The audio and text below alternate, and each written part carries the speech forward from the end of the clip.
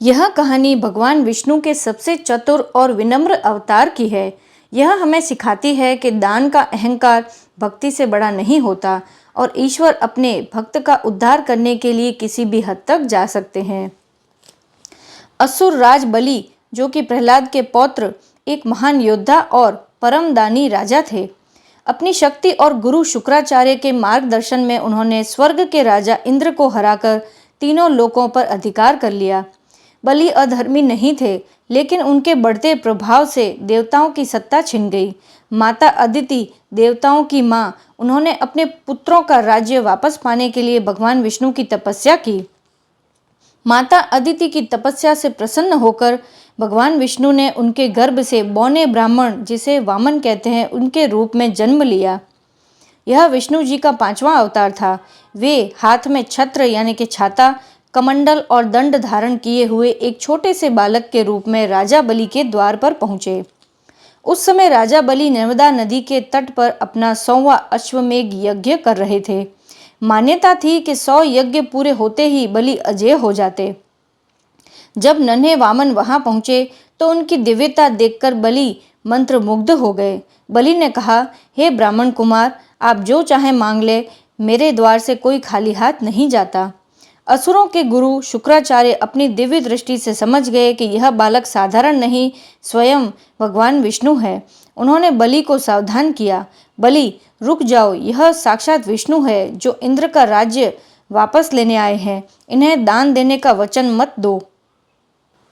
लेकिन बलि ने उत्तर दिया, गुरुदेव, यदि स्वयं भगवान मेरे द्वार पर कुछ मांगने आए हैं तो यह मेरा सौभाग्य है। मैं अपने वचन से पीछे नहीं हट सकता।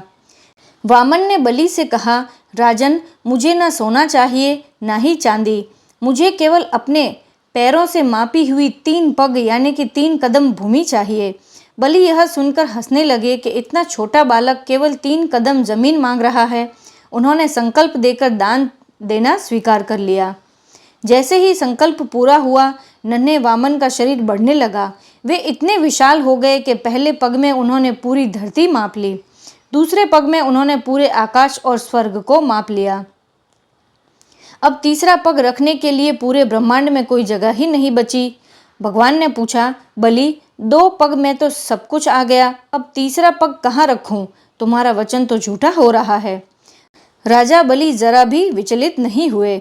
उन्होंने हाथ जोड़कर अपना सिर झुका दिया और कहा, प्रभु, संपत्ति से बड़ा संपत्ति का स्वामी होता है। आप तीसरा पग मेरे सिर पर रखिए।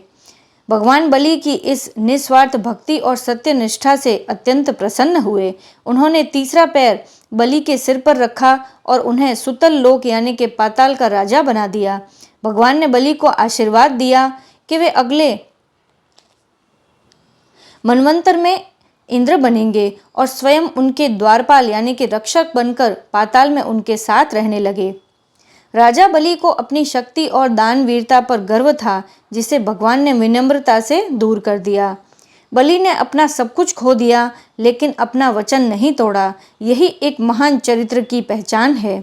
जब हम ईश्वर को अपना सब कुछ यानी कि संपत्ति दे देते हैं तो अंत में हमें स्वयं अहंकार को भी समर्पित करना पड़ता है, तभी ईश्वर की पूर्ण कृपा मिलती है।